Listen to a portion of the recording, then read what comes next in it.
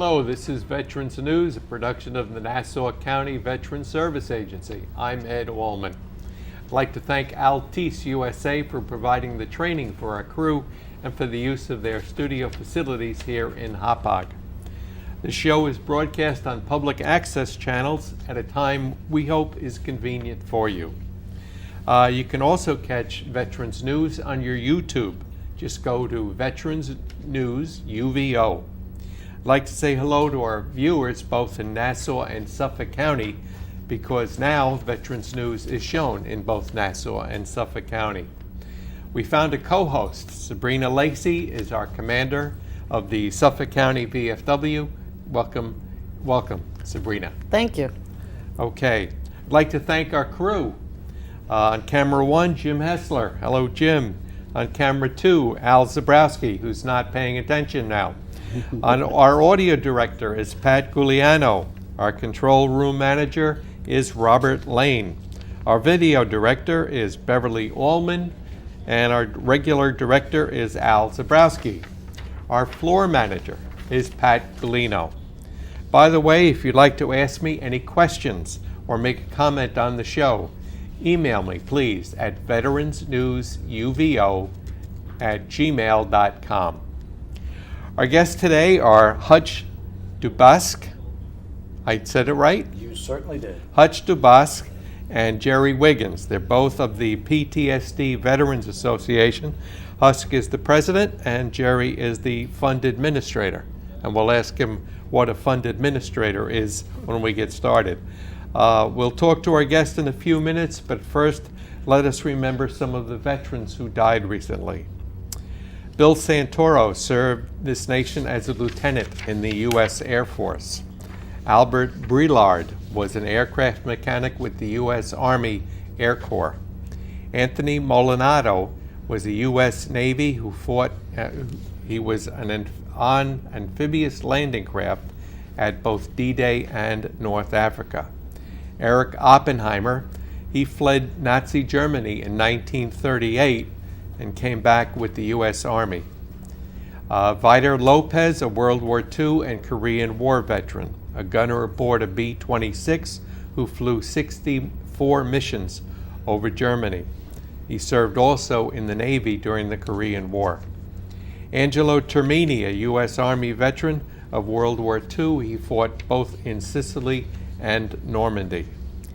King Cullen the King Cullen co-chairman, Bernard Kennedy, served with the Navy as a gunner. Walter Deegan drafted into the Army just as World War II ended. Thomas Koenigs was a Marine in the Korean War. Peter Rowe of Comac served as a bombardier in a World War II plane and served as a navigator during the Korean War. Mario Piticelli of Hicksville served in Germany with the U.S. Army from 1951 to 53.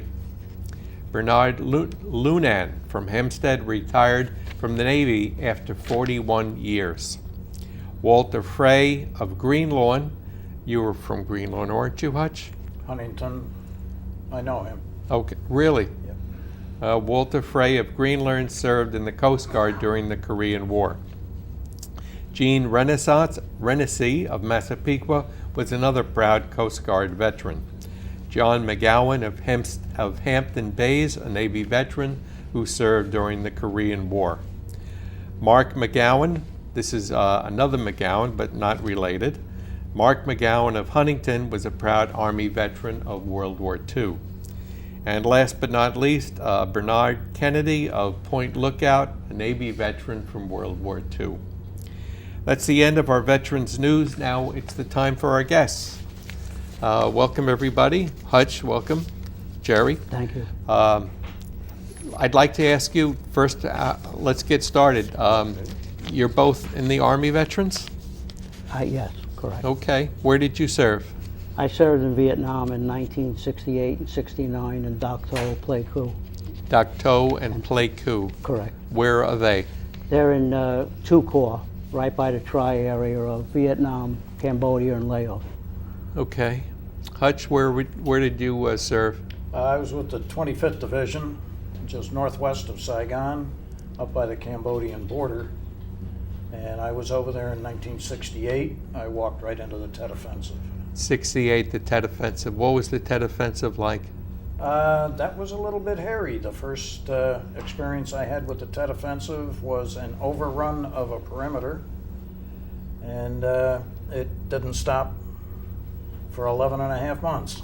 And I was a combat medic over there, running around occasionally without a weapon, and Right. that was also a little interesting. You said the perimeter was breached, your first combat? It was. They threw 3,000 Viet Cong and NVA at our forward fire base. 3,000. Yes, and when the dust cleared in the morning, there were 1,800 of them dead Ah, on our perimeter and inside our perimeter. wow. You said you were a medic. Did you take care of a lot of those young soldiers that were injured? Because some of them were like 17 years old during Vietnam. Is that correct? I was. I hadn't even. Yes, I was still 18, as a matter of fact, and I had just gotten out of advanced Band-Aid school down in San Antonio, Texas. Advanced Band-Aid school? That's about all they taught you. Yeah, The medical. and I was handed a medical bag and said, "Go get them, champ." Because I was a medic in the military also. All right. First, I was a nurse, so then Okay. they transitioned my MOS to medic, so they merged everybody together. So since you've been in Vietnam up until now, they realized what they did, so now they're trying to Good. group everybody, so you have a whole big Cross- allure of cross-training experience, and- yeah, cross-training and That's stuff. good. That's good. So, but both of you, I want to thank both of y'all for your service to Thank you. Vietnam, Thank you. and under the guidance of the VFW and all the veterans here in Suffolk County and Nassau County. Thank you. Welcome home. Yes. Thank you, Sabrina. Very thank you good. very much. Thank you, Ed and Thank you. Sabrina, for having us here. Okay. Jerry, tell me something about your year in Vietnam. My year in Vietnam, my best friend who I grew up with, you could write a book about this or a movie. We got our draft notices on the same day. He was the last bloodline of an Italian family. His name was Anthony Signa. And when we got the draft notice, he said, "I'm going to Canada." Really? And so my father found out about it. My father talked to him and talked to him and said, "You're going to be with Gerry, don't worry about it."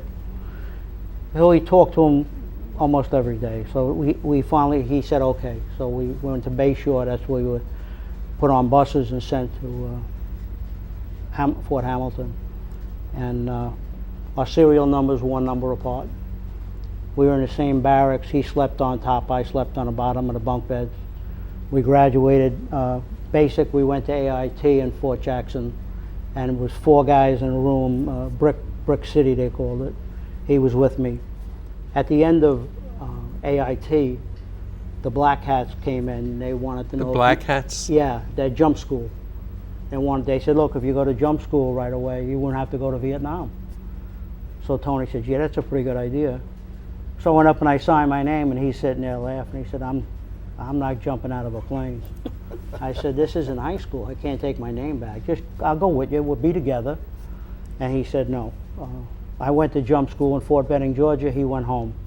He went to Vietnam July 4th, 1968. He had his head blown off September 16th, 1968. I found out only because the letters I had sent him came back to me stamped and read deceased. His parents didn't say anything. My parents didn't say anything. I think at that point, you know, you don't care what you do after that. And so I volunteered for a lot of different things, kill teams on ambushes. And You volunteered for a combat jumping outfit? it's jump school. Jump school. You're not guaranteed to go to an airborne unit, because once they send you to Vietnam, they spread you out. When I went to Vietnam, I wound up in the 4th Infantry Division. Even though you went to Even though I jump went school? to jump school, correct. Jerry, when you returned home, the first day that you came back, Yeah. where did you come back to? Did you come back to Suffolk County or Nassau County? I came back to Suffolk County. I flew into JFK, and Were you by yourself? yeah, I was by myself. there was a woman that just kept talking to me and talking to me. I'm trying to sleep. And she said, how are you going to get home? I said, well, my parents don't know I'm coming home, so I'm going to take the bus. So there was a bus from, Well, I would have to take a bus from there to Nassau, and Nassau to Suffolk. And, oh my you know, goodness. eventually, I guess, take a cab. But she said, I come from Oyster Bay, and my limousine's going to pick me up. And she drove me to my house. Now, when I got to the corner, I said, please do me a favor, let me out. I don't want you to pull up in a limousine. I want to surprise my parents. Well, she wouldn't do that. She pulled up, and it just happened to be my parents weren't home. Oh. So I went upstairs, and when I heard them come in, we lived in a Cape Cod, and I came down, and my mother, we were all emotional. And Yeah. so you served in Vietnam for how long? 12 months, 12 months. Yes, Okay. ma'am. And how long were you in the military? 2 years, 2 years. Okay. February of '68 to February of '70. All right. Since the time that you returned home, what are some of the conflicts that you have encountered? Well, obviously I had PTSD, and I used to wake up in the middle of the night screaming at people in the room, get them, attack my wife in sleep. I had rage problems, alcohol and drug problems. I went to the VFW, and Which they- VFW did you go to? Do you recall? I'm going to say the one in Center Reach, Okay. what Mr. Sullivan was in charge of, but it wasn't in charge when I first went there. Okay. I know him very well. Yeah, I Yeah. do. Past State Commander Dennis Yeah. Sullivan. And Very good comrade. And they, if most people know, when you walk into the bar, and there were people sitting there drinking, and they seen how young I was. They were either World War II or Korean veterans at the time, and you guys, you weren't even in a war, and they pretty much blew us off. So I had a bad taste in my mouth for the VA itself, and then for the people who I thought were going to help me, that were going to be there for me, that would understand what I went through, and they kind of blew us off. Or they blew me off. I can't speak for anyone else. But. Right.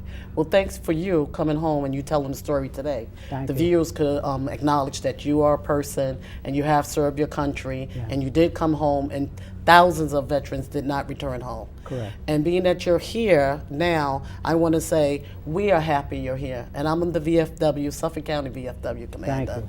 And we want you in our Thank you. Right. I knew that was we coming. want you. Thank you. All right, and if there's anybody else out there has something to say about the VFW, I want you, and we all want you. There's a new regime going on now, and all veterans are serving together. The VFWs, the American Legions, we got to get together and rally, because this gentleman, how old are you now?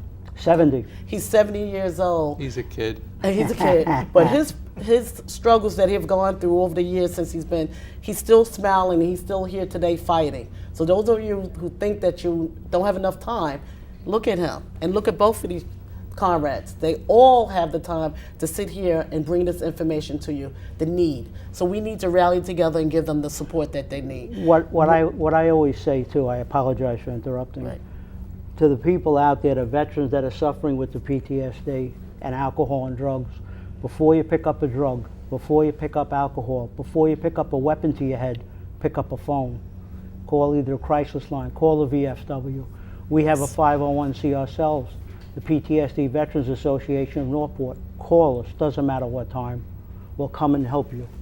You're right, Gerry. And those of you who are suffering from PTSD and you don't want to come, you can see us on Veterans News, and I'm here, and I understand what you're going through. Myself, I suffer from PTSD. I served in 1985 in Korea. I learned something today just being here with Gerry. He's telling me some of the things that were going on, may have been going on in Korea and Vietnam and some of those places where you have served or I have served. So what are some of the things that you have brought to us today that we need to get out to the public? Well, me, Hutch, and a gentleman called John Ball, a gentleman called Jim Delgiorno talked to us at the VA. I know Jim very well. He was in some of our groups. He went to the Alcohol Anonymous groups. He went to the NA groups, and he came down with a rare disease called liver fluke. And he said, look, I know you guys wouldn't give up on me. Do whatever you can. Make sure that the veterans are tested for this disease. So we all three of us looked into this disease. The United States has known about this disease since 1917. It's liver fluke disease. Liverfluke. And as far as we know, Hutch, me, and 48 other gentlemen are the only gentlemen in the United States that have ever been tested for this.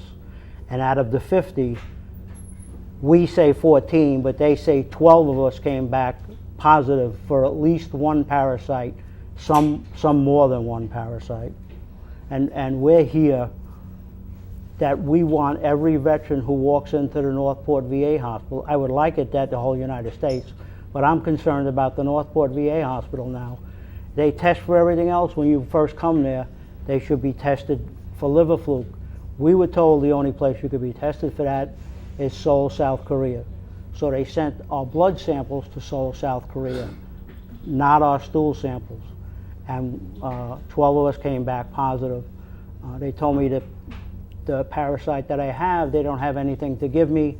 They'll see me in a year and they'll give me another CAT scan. They basically blew me off. Out of the 12-year-old that returned, out of the 12-year-old, how many are still alive today? You would say 12 of us that I know of are still alive. 2 other gentlemen, I'm assuming they're not on that list, have died recently. Jim Delgiorno and Gerry Chino. Yeah, they were not on the list. Yeah. So there's really 14 that we know of.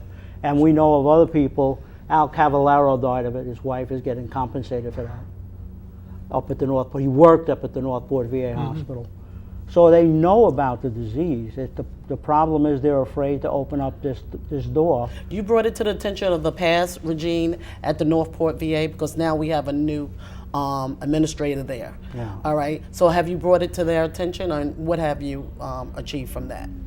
Nothing. They put a gag order on the infectious disease doctor. They told not to talk to us. They, as far as I know, they have done nothing for anyone. Can you tell us what a liver fluke is? Go ahead. Liver fluke is a parasite that, since the 1500s has been known to habitate Southeast Asia. Back then it was Indochina. It's basically Thailand, Cambodia, Laos, Vietnam. It has creeped up into China and Korea. It has migrated over into the islands of the Philippines, Taiwan, Japan. And it actually looks like a fluke, a fish. When it is in your body, it can lay dormant for 30 to 40 years. It likes to hide in your bile duct. When it goes active, it secretes a certain protein that is highly carcinogenic in nature. Carcinogenic. Which means cancer producing. Cancer producing. Yes. It will mutate cells very quickly, and that is why when it goes active, people who are infected will go to stage 4 cancer in a matter of months, not years. Stage 4 cancer. Stage 4 cancer, and at that point, it is untreatable. Now, so there's no stage 1, stage 2? There is. This certain parasite skips those steps. What happened is it's a rapid onset. Yeah. So the rapid onset moves so quickly that before they can even catch that it's a 1 or a 2, it advanced so far ahead that they're already to Correct. 4. There's and no like you side was effect. explaining to us before, if you have had it and the VA or the administration have said that they accepted it and you have it and the benefits are there for you, you only have a couple of more years to live, maybe, right? Maybe. It's a years or months? We have don't you know. I have no idea. I was operated on in Sloan Kettering September 12th, and they took 2 cysts out of my bile duct. The cysts were actually opening up the head of my bile duct. So they took them out. They're precancerous. They didn't feel it was liver fluke, but they had to come out. but I'm still positive, and that the parasite that I have, they don't have anything to give me. So that's what they said. I'll see you in a year. Why did you go to Sloan Kettering and you didn't go to the Northport VA? I originally went to Northport VA, then I went to a doctor in Nassau County. I have his name outside, and he was keeping track of this. Was originally one cyst. They were keeping track of the cyst in my bile duct. He said to me, well, look, not many people get liver fluke in the United States. I said, that's because you don't test for it in the United States. That's why not many people have it. So they were keeping track of it. And then when I came back positive, I said, I can't fool around with this. So I went right into Sloan Kettering. And I seen a Dr. Bellichango, and great doctor, and he said, I'd like to operate on you. And he said I wouldn't push it off too long. So I pushed it off 3 months because I wanted this out to the public. We've been on CNN, Channel 4, Channel 12. We've been in Newsday. We don't seem to be getting anywhere. Where is the VFW? Where is the VVA? Where are all of these organizations that this should be frontline out into the United States? We've had women from Arizona call my home to tell me that their husband's dying and one's dead already. We had other women upstate New York that took 5 years before her dead husband that she was compensated.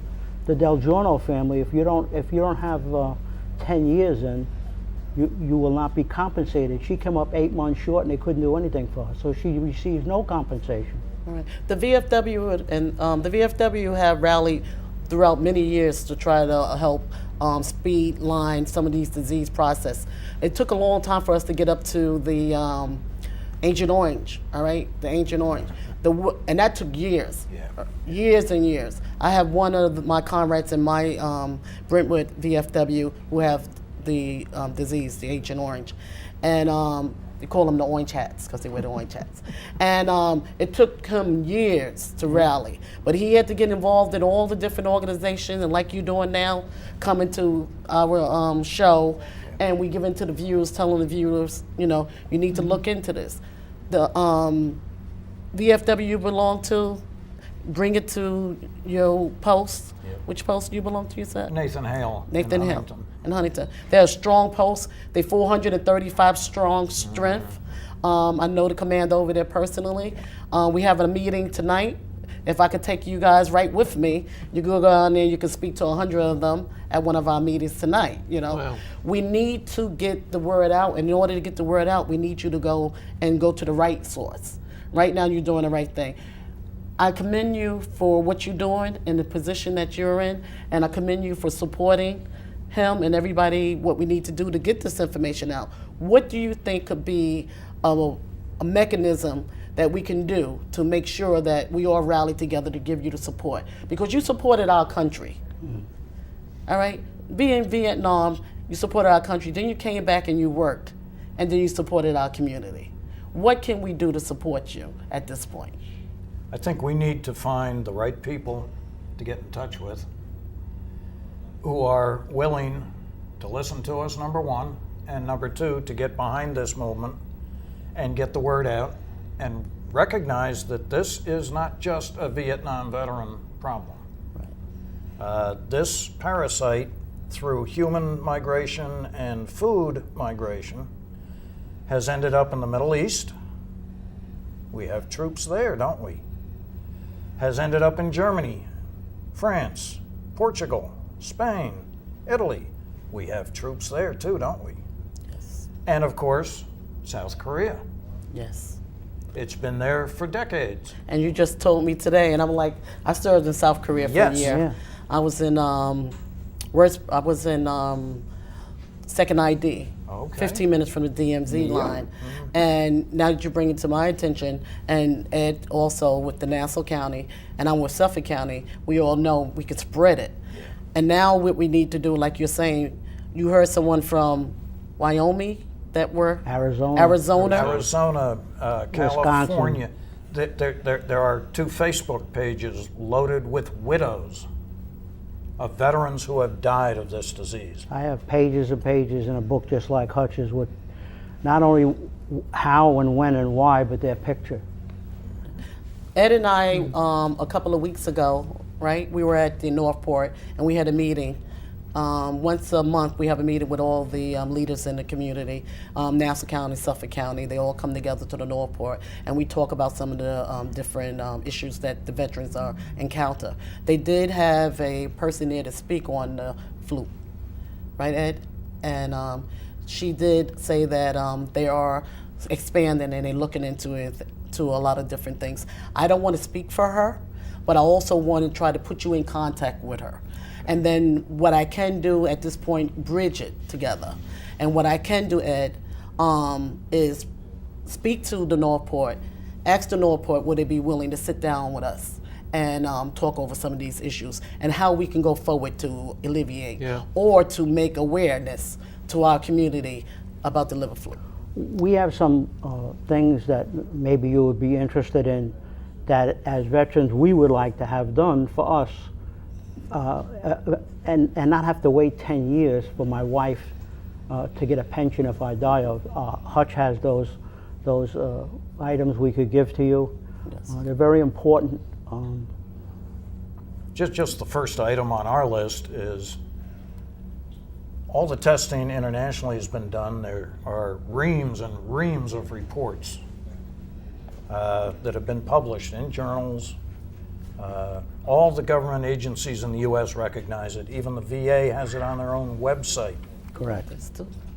The Agent Orange is on the VA website? No, the liver flu. Liver flu. The liver flu. Liver flu Yes. is on their website. On the VA's website. On the VA's website, and they quote the CDC, the NIH, the Academy of Engineering, Science, and Medicine. If the VA is running stories about liver fluke on their website, how can they not grant the disability for Because it? it's the VA, and they do things a little differently than most people do. Most of the people that Wow. are reading our claims have no idea what liver fluke is, so they're going off a piece of paper they have, and it says, well, I don't know what this is, so I'll deny that. That's what we're trying to get. We're trying to get this out to the public. If they're going to drag their feet, which is normally what they do on things, how about this? How about a prophylactic dose of the only antibiotic that is known to kill this parasite? Okay, it won't do, Us any it good. might not do Gerry any good, Right.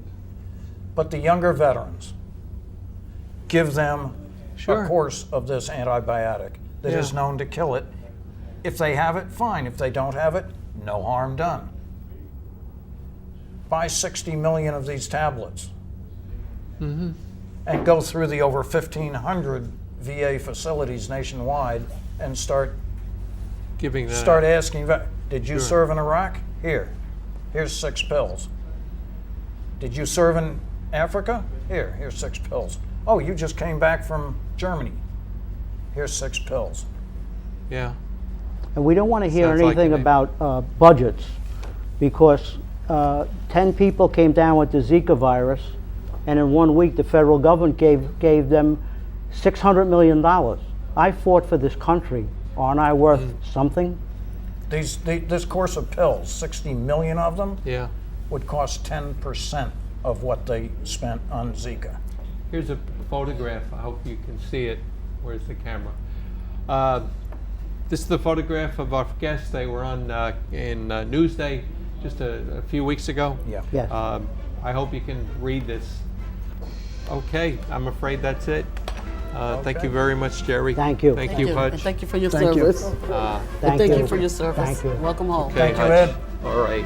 Thank you for this opportunity. Yes, thank you for Hope the we see you opportunity. next month. All right.